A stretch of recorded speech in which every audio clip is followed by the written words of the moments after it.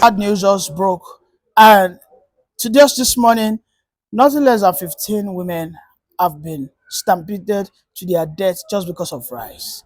At this stage, I think it is evident that Nigerians would rather get themselves killed for food over good governance. In Anambra State, in Okugwe, a video has been circulating all over the social media where nothing less than 8 to 18 women were stampeded to their death just because of a derica of rice. I feel so sad at this moment that Nigerians will rather queue for rice, for food, for loaf of bread, over them protesting, eating the street, seeking for good governance. It is a sad scenario that Nigerians will not fight for their freedom. Nigerians will not fight for their liberation. Nigerians are not ready to be set free. They are animals who are comfortable in their animal kingdom, in the zoo that they find themselves. How unfortunate. I mean, for how long are we going to continue in this state of shamelessness, of no dignity, no prestige, no value for human life? Why would this continue if the people will see this? The first one that happened was just some days ago. We saw that over 40 children, teenagers in their prime ages, nothing less than 40 kids, they were all begging for a pot of rice. Some of them were begging for cash for as low as 5,000 naira in Ibadan. Now, another stampede has happened in Okigwe in Anambra State, where over 8 to 18 women have been confirmed dead. The Nigerian government are happy about this. The Nigerian government are highly comfortable about this. The Nigerian government does not care about the Nigerian people because they take and treat the Nigerian people like chickens. They take and treat the Nigerian people like goat and she-goat, rams, turkeys, animals. They only see them as tools that could be weaponized when election time is nearby. They throw at them bags of rice. They throw at them, beans, bread. You see that during the election time, you will see all manners of souvenirs, and inside of it, they'll put spaghetti, indomie, and then you will see the Nigerians who are shameless. These are people who have been beaten over and over and over and over again. But of course, because they don't have any form of dignity, they will still go out there, collect the food, collect the food packs, collect this thing. And don't forget, all these things are bought for them with their own commonwealth. A situation whereby you are robbing Peter to pay Paul. But Nigerians are so ignorant. They are so uneducated, uninformed. Yet they appreciate these things that the government ordinarily should give to them. These things are supposed to be their human rights. As a human born in Nigeria, you have an unalienated right of living, it is important that your government provides for you social amenities, social interventions, social nets, social safety net. But in Nigeria, it's a place whereby when they construct a road, you see people celebrating. They begin to wear ashoebi to celebrate the governor for doing something out of the box. They've turned governance to rocket science. They'll tell young chaps that want to go into governance, they tell them, go and start from your councillorship. There's an unfortunate scenario that we have in Nigeria, whereby the evil leaders are being celebrated while the good ones are being vilified. The good leaders like Peter Obi and Shewore are being vilified. They are being called all manner of names. They are called evil. They are called demons. They are being told that it's not possible for you to run an election, for you to be a leader, because you have to have an atom of corruption in Nigeria. And of course, this is what is happening today. Just look at what happened. Look at those women. Think of what will happen to their family. Think of what will happen to their husbands. Just think of how will happen to their church. A supposed rich man in the community said he was going to reach out and give people food.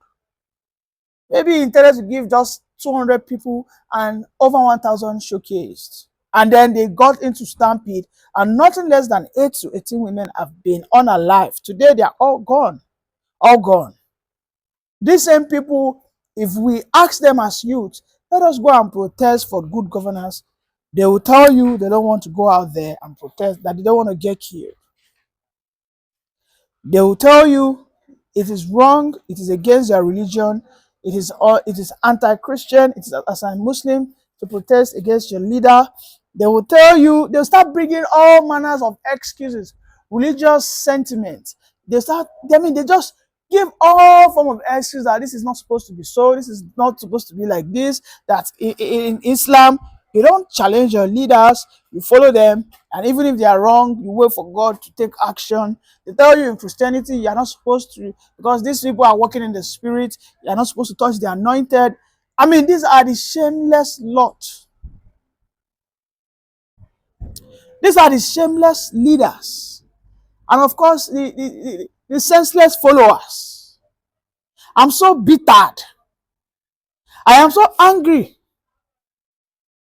that the Nigerian people will not get their ass together, fight for a good country, but at every opportunity they find, they are always ready to grasp at a spoon of mussel. They are always ready to grasp at a bag of rice. They are always ready to grasp at anything that has to do with food. Are we gluttons? This is becoming one too many, for God's sake. The high level of corruption, which ought to galvanize the people, the high level of corruption that we see openly right before us, that these corrupt leaders are taking away our money. These guys are taking away our collective patrimony, our collective, dividends of democracy, our collective resources, our oil and gas, our agricultural revenues, our tax. We see all these things. But instead of us to gather together and go out there massively and demand for our rights, that moment we will say a religion, a leader, a spiritual father, a traditional person said no, then we start cowering.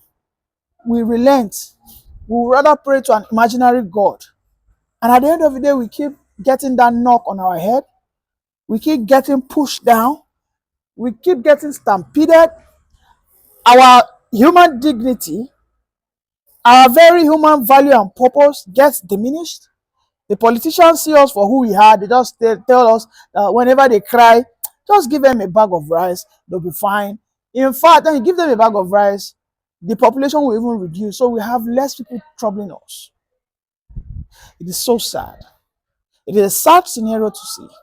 It is a sad scenario to watch. It is a sad scenario to imagine. Our mates in the West African region. Just look at what is happening in Liberia. In Liberia, because of corruption, the Gen Zs, the youths in Liberia have taken every necessary actions to pass a message that they are becoming anti-corruption. They stormed the Senate building. They stormed there, left a mark that will forever be an history. They couldn't leave the mark that the Ghanaian guy did. But of course, they left a mark wherein they will understand that the Liberians are beginning to wake up. In Nigeria today, if you tell Nigerians, let us march to the National Assembly block, right there before you, you see some people that will tell you they are supporting Akpabio. You see some Nigerian youth who will just get paid. Right there, you see them getting a lot, ready to sell off their future for a penny. And in a snap, they begin to campaign against your own good cause. They start to use words like, it is because you are not being appointed, you are not being recognized by the party of the day. This is why you are bitter.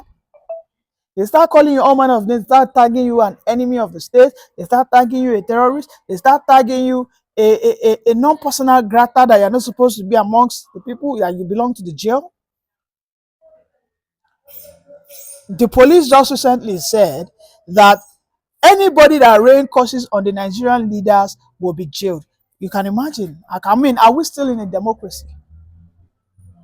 Egbetokun said that if you rain a curse on him for not performing, for his own sheer incompetence, or if Tinubu's policies push people further into poverty, some people are being pushed into their death.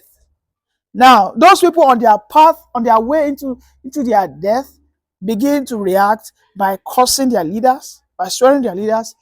Egbetokun and his PRO, Oluwamuyiwa, have said that you will be caught, persecuted, and sent to jail. That in this administration, you have to what? Suffer and be silent. That you do not have any right to curse them. That this is a regime that you don't speak. You have to be quiet. That it is in accordance with the Cybersecurity Act.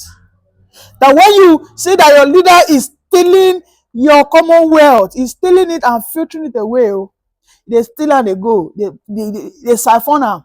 If you tell them say no go better for am, they will come and pick you. They won't pick, the police are the one telling you that. They won't pick the corrupt politician who is obviously and openly stealing your commonwealth.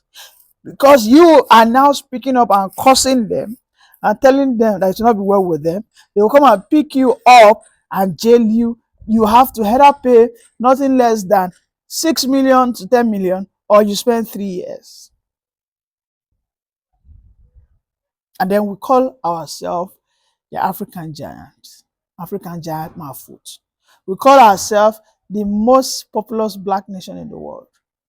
Population of morons, population of dunce, population of animals, where the police will tell you when you complain you are going to be kept short. Where you complain you are going to be arrested and jailed.